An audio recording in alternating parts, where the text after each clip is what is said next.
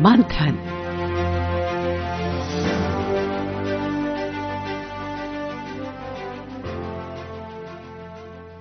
ये आकाशवाणी है। प्रस्तुत है कार्यक्रम मंथन। इसके अंतर्गत सुनिए जैव अर्थव्यवस्था 2035 हरित अर्थव्यवस्था के लिए भारत के रोड मैप पर चर्चा। इसमें भाग ले रही हैं ऊर्जा एवं संसाधन संस्थान TRI के सतत विकास अनुसंधान केंद्र में वरिष्ठ फेलो और निदेशक डॉक्टर शैली केडिया। कार्यक्रम का संचालन कर रहे हैं अमित गोयल।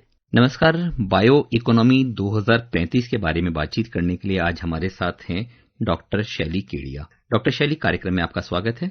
नमस्ते, धन्यवाद। डॉक्टर शैली, जैविक अर्थव्यवस्था बायो इकोनॉमी कुछ नया टर्म है, तो इसको किस तरह से देखते हैं और हमारे श्रोताओं को सरल शब्दों में इसके मायने समझा सकें? जब हम बायो इकोनॉमी की बात करते हैं या जैव अर्थव्यवस्था की बात करते हैं, तो सरल शब्द में कहूँ तो जैव अर्थव्यवस्था वो अर्थव्यवस्था है जिसमें पौधे, पशुओं, सूक्ष्म जीवों, कोशिकाओं और जितनी जो रिन्यूएबल बायोलॉजिकल सोर्सेस होते हैं उसका यूज करके हम अलग अलग चीजों में उसका यूज करते हैं। जैसे कि हम दवाइयां हो, भोजन हो, ईंधन हो, रसायन हो, सामग्री हो, हम उसका उपयोग ये सारे चीजों में करते हैं और हम अर्थव्यवस्था के प्रति उसको कंट्रीब्यूट करते हैं। 3 शब्दों में अगर आप इसको समझना चाहे, जिस तरीके से इंडिया में इसको देखा जा रहा है या ग्लोबली भी देखा जा रहा है, एक तो जैसे उस शब्द में ही है जैव अर्थव्यवस्था। अर्थव्यवस्था बहुत जरूरी है,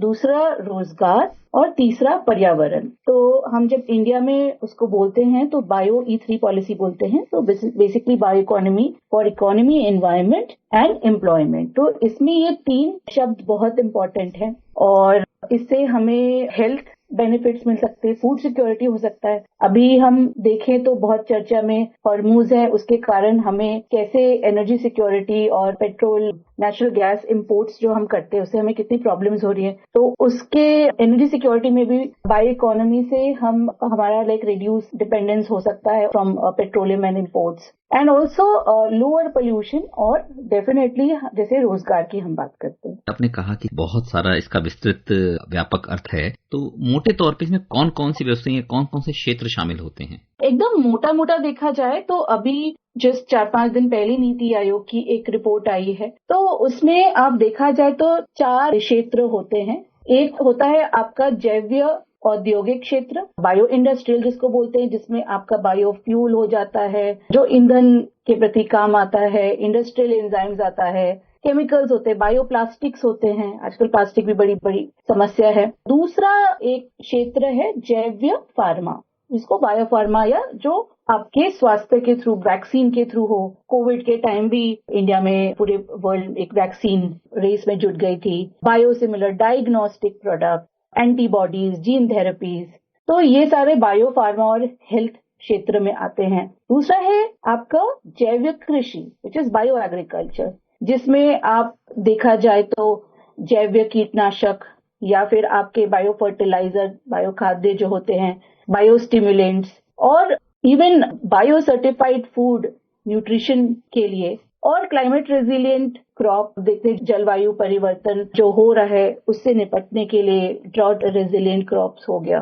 तो ये आपका जैव कृषि में आता है। और चौथा है आपका जैव सेवाएं और अनुसंधान। अगेन आप देख रहे हैं जो आर्टिफिशियल इंटेलिजेंस है उसको आप अगर यूज करके आप बायो इन्फॉर्मेटिक्स फील्ड में यूज करें, क्लिनिकल रिसर्च में यूज करें, तो उससे बहुत ही बारीक लेवल का रिसर्च हो सकता है, डेटा एनालिसिस हो सकता है, और जैसे जिससे आपके नए नए दवाएं की खोज हो सकती है। औद्योगिकरण एक महत्वपूर्ण जरूरत है अगर हम रोजगार की बात करते हैं या हम उत्पादन की बात करते हैं। तो अगर बायो इंडस्ट्री का जिस तरह से आपने जिक्र किया, जिसमें बायोफ्यूल की भी आपने बात करी, बायो प्लास्टिक की भी बात करी, इस बारे में बताएं ये किस तरीके से पर्यावरण को संरक्षित रखते हुए हमारे लिए एक रोजगार का साधन भी उपलब्ध करा सकता है और अर्थव्यवस्था को सहारा भी दे सकता है। तो जैसे कि हम बायो इंडस्ट्री में, मैं जैसे सबसे बड़ा एग्जाम्पल बायोफ्यूल का बात कर ले, बायोगैस की बात कर ले, तो हम जो आप समझ लीजिए कोयला या फिर कोई फॉसिल फ्यूल यूज करके एनर्जी प्रोड्यूस करते हैं, तो उसके जगह अगर हम बायोफ्यूल यूज करें तो एक तो वो पोल्यूशन कम क्रिएट करता है, दूसरा जो बाहर से फ्यूल आता है उस पे कम डिपेंडेंट रहना पड़ता है। एक दूसरा बड़ा एरिया है आपका प्लास्टिक्स। हम रोज प्लास्टिक्स यूज करते हैं, इंडस्ट्री में भी अलग अलग चीजों को पैक करने के लिए भी प्लास्टिक यूज करता है। अगर उसके जगह हम बायो प्लास्टिक्स यूज करें तो वो थोड़ा एनवायरमेंटली फ्रेंडली होता है, तो खेती भी उसी मात्रा में करनी पड़ेगी। उससे फिर रोजगार का ये लिंकेज है कि किसान को उससे रोजगार मिलेगा, और जो उसके जो बीच में जो उसके सप्लाई चेन्स है उसमें जितने लोग हैं उसमें रोजगार मिलेगा। और थोड़े से हायर लेवल पे जाए तो रिसर्च में या जो आपका जो बायोटेक वाला जो टेक्नोलॉजी सेक्टर रिलेटेड एम्प्लॉयमेंट है उसमें भी काफी बढ़त हो सकती है। जी, आपने जैसे औद्योगिकीकरण की बात करी तो इसमें आपने एक जिक्र किया था बायोप्लास्टिक का। प्लास्टिक निश्चित तौर पे पर्यावरण संरक्षण के लिए एक बहुत बड़ा आज के डेट में चुनौती है, तो ये बायोप्लास्टिक से इस खतरे को कितना कम किया जा सकता है? तो डेफिनेटली जब हम बायोप्लास्टिक्स की बात करते हैं तो अभी फिलहाल जो भी मटेरियल है फिलहाल अभी तक एक कोर R&D स्टेज पे है, जिसमें आप मटेरियल्स की बात करें कौन सा मटेरियल, उसमें आपका एल्गे भी आ सकता है, उसमें आपका जो क्रॉप रेसिड्यू होता है खेती करने के बाद जो पौधा बच जाता है उसको जलाने के जगह उसको आप यूज करें बायो पैकेजिंग में। तो क्योंकि प्लास्टिक्स आपके अलग अलग टाइप के पैकेजिंग में यूज होता है, आप जो भी सामान हम लाते हैं किराने की दुकान से ज्यादातर चीजों में वो चाहे वो उसमें वो प्लास्टिक पैकेजिंग में आता है, तो अब देखा जाए तो प्लास्टिक का यूज बहुत सारी चीजों में होता है। और अभी फिलहाल हम देखा जाए तो अगर हम वो सारा पैकेजिंग को ही रिड्यूस कर सके या रिप्लेस कर सके बायो पैकेजिंग से प्लास्टिक्स की जगह, तो आप सोचिए कितना बड़ा फर्क पड़ सकता है। अब देखा जाए बायो प्लास्टिक्स अभी भी थोड़ा सा न्यू एरिया है, पर इसमें इसीलिए जो नीति आयोग ने अभी एक रोड मैप बनाया है वो इसमें कह रहा है कि आपको 50,000 करोड़ की एक फंड सेटअप किया जाए, उसमें और research and development viability gap funding के थ्रू ये सारी इनोवेशंस को प्रमोट किया जाए जो आपकी एनवायरमेंट प्रॉब्लम, सोसाइटल प्रॉब्लम्स और इकोनॉमिक ग्रोथ को कंट्रीब्यूट करें। आपने बताया 50,000 करोड़ का एक फंड नीति आयोग ने इसका प्रस्ताव किया है। अगर मोटे तौर पे अर्थव्यवस्था की हम बात करें तो इसका कितना व्यापक बाजार है, और अगर जीडीपी यानी अर्थव्यवस्था में जो जीडीपी का योगदान रहता है उसमें ये बायो इकोनॉमी का कितना योगदान फिलहाल है? तो अगर हम देखा जाए तो बायो इकोनॉमी का कंट्रीब्यूशन जीडीपी में काफी तेजी से बढ़ रहा है। और देखा जाए इंडिया में ही अगर हम 10 साल पहले 2014 के करीब हम देखें तो उसमें उस समय उसका बायो इकोनॉमी का कंट्रीब्यूशन $10 बिलियन के करीब, और अभी आज के दिन में करीब 4.8% या आप समझ लीजिए लगभग 5% of GDP bio economy based sector से ऑलरेडी आ रही है। और इसका नीति आयोग ने विकसित भारत 2047 के लक्ष्य को भी ध्यान में रखते हुए जो रिपोर्ट आया है उसमें ये तक प्रोजेक्ट कर रहे हैं कि 2047 तक 2.6 ट्रिलियन जीडीपी का कंट्रीब्यूशन उसको हो सकता है और 2035 तक 6.91 बिलियन। बट हम देखा जाए तो अगर हमने पिछले 10 सालों में लगभग 10 टाइम्स इंक्रीज हुआ है उसका कंट्रीब्यूशन जीडीपी को।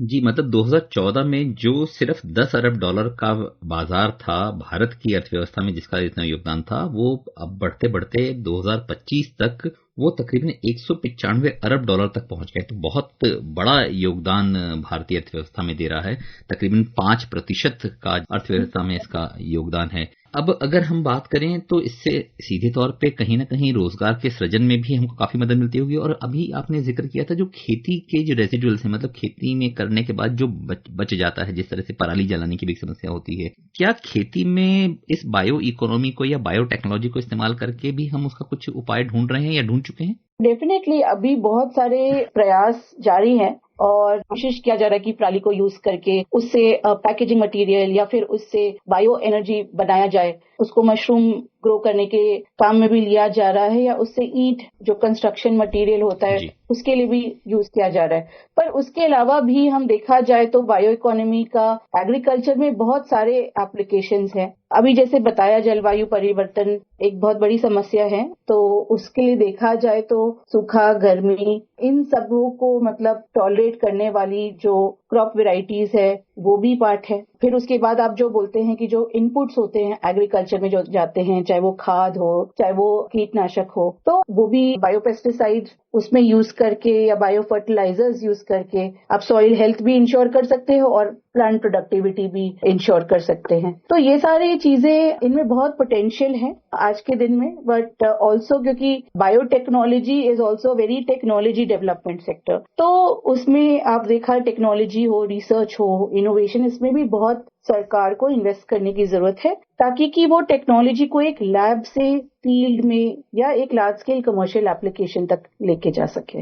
आपने जैसे बताया कि बायोटेक्नोलॉजी का क्षेत्र अब उतना नया नहीं रह गया, लोगों की जागरूकता खासतौर पे इसके प्रति काफी हो गई है, तो सरकार ने भी इस पे बहुत विशेष ध्यान देना शुरू किया है और जिस तरह से अर्थव्यवस्था में भी इसका एक बहुत बड़ा योगदान है। क्या पर्यावरण संरक्षण के साथ साथ जिस तरह से आपने बताया कि भी जो जलवायु परिवर्तन हो रहे हैं उनसे बचाव करने के लिए ये जो बायो इकोनॉमी है, जैविक अर्थव्यवस्था है, वो सहायक या योगदान कर सकती है? बिल्कुल। सबसे पहले ही जो बात की थी, फ्यूल की बात हो रही थी, एनर्जी की बात हो रही थी, अगर हम कोयला या फॉसिल फ्यूल के जगह हम बायोफ्यूल यूज करते हैं या बायो एनर्जी यूज करते हैं एक सही मात्रा में, तो उससे डेफिनेटली आप एक क्लाइमेट चेंज मिटिगेशन की तो बात हम कर ही रहे हैं, पर एक क्लाइमेट अडेप्टेशन होता है स्पेशली एग्रीकल्चर सेक्टर में, वो आप देखिए क्रॉप क्लाइमेट स्मार्ट एग्रीकल्चर बोल लीजिए या क्लाइमेट सेंसिटिव एग्रीकल्चर बोल लीजिए, तो वैसे टेक्नोलॉजीज, वैसे क्रॉप्स अगर डेवलप हो जो ड्रॉट को सह पाए, तो इससे डेफिनेटली क्लाइमेट चेंज अडेप्टेशन और क्लाइमेट चेंज मिटिगेशन दोनों में ही बहुत फायदा होगा। जी, वैश्विक तौर पे अगर देखा जाए तो ये बायो इकोनॉमी का कितना बड़ा योगदान रहता है? फिलहाल अगर इसका आकार देखा जाए तो वैश्विक तौर पे कौन से देशों में बहुत ज्यादा अभी इसको प्रभावी तौर पे काम ले रहे हैं इसे? वैश्विक तौर पे अगर देखा जाए तो उसमें आपके जो टॉप कंट्रीज हैं उसमें डेफिनेटली यूनाइटेड स्टेट्स है, वहां पे बहुत बड़ी फार्मा इंडस्ट्री भी है। यूरोपियन यूनियन में देखा जाए उधर भी मतलब काफी बड़ा योगदान है बायो इकोनॉमी का। तो ये सारे जो अभी आप देखें तो पूरे वर्ल्ड में ये बहुत सीरियसली लिया जा रहा है। एक ये नेक्स्ट टेक्नोलॉजी रेवोल्यूशन जैसे देखा जा रहा है, जैसे डिजिटल टेक्नोलॉजी रेवोल्यूशन था, तो ये ग्लोबल लेवल पे ये बहुत ही तेजी से ये सेक्टर उभर के आ रहा है, जिसमें आप देखें यूनाइटेड स्टेट्स हो, यूरोप हो, और आज के दिन में देखा जाए डेफिनेटली चाइना, चीन, वो भी बहुत तेजी से उभर के आ रहा है। भारत सरकार ने आम लोगों को इसके प्रति जागरूक करने के लिए या इसके प्रति अवेयरनेस फैलाने के लिए क्या क्या लक्ष्य बनाए हैं और क्या इसका टारगेट रखा है, अगर आप संक्षेप में बता पाएं? एक तरीके से देखा जाए आज के दिन में भी आप बायो इकोनॉमी या जैव अर्थव्यवस्था की बात करते हैं तो अभी भी मुझे लगता है कि एक तरीके से एक आम आदमी तक पहुंचने के लिए कि ये क्या है और उसको कैसे बेनिफिट हो सकता है, थोड़े से और प्रयास की जरूरत है। साइंस लेवल पे या साइंटिफिक कम्युनिटी लेवल पे आप देखें डिपार्टमेंट ऑफ बायोटेक्नोलॉजी हो, तो ये सारे अपने बहुत सारे आउटरीच एक्टिविटीज करते रहते हैं, वेबिनार्स करते हैं, कॉन्फ्रेंसेस करते हैं, रिसर्च पब्लिकेशन निकालते हैं। पर जैसे मेरे ख्याल से एक आम आदमी तक पहुंचने के लिए और उसको थोड़ा सा और सरल तरीके से वो मैसेज पहुंचाने के लिए, जैसे आप अपने रेडियो के माध्यम से इसको आपका ये प्रयास है, पर मुझे लगता है कि इसके बारे में अवेयरनेस, चाहे वो इससे लिंक एजुकेशन रिलेटेड अवेयरनेस हो, कल को क्या क्या मतलब आज के दिन में हमारे इतने सारे युवा स्कूल में हैं, वो आगे सोचेंगे कि उनके पास और क्या करियर ऑप्शंस है, तो ये सब चीजों के बारे में, इसके स्कॉलरशिप के बारे में प्रमोट करने के लिए, इससे रिलेटेड जितने कोर्सेज है उसके बारे में जानकारी थोड़ा सा और एटलीस्ट आम आदमी तक पहुंचाने के लिए इसमें और प्रयास करने की जरूरत है। जी, हमसे बात करने के लिए आपका बहुत बहुत धन्यवाद। धन्यवाद। अभी आप सुन रहे थे जैव अर्थव्यवस्था 2035 हरित अर्थव्यवस्था के लिए भारत के रोड मैप पर चर्चा। इसमें भाग ले रही थी ऊर्जा एवं संसाधन संस्थान TRI के सतत विकास अनुसंधान केंद्र में वरिष्ठ फेलो और निदेशक डॉक्टर शैली केडिया। कार्यक्रम का संचालन कर रहे थे अमित गोयल।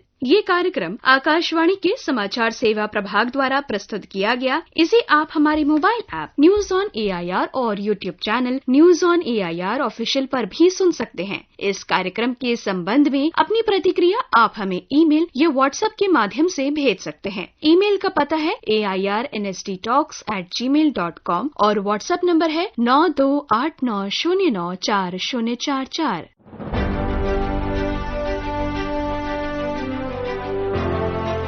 मंथन।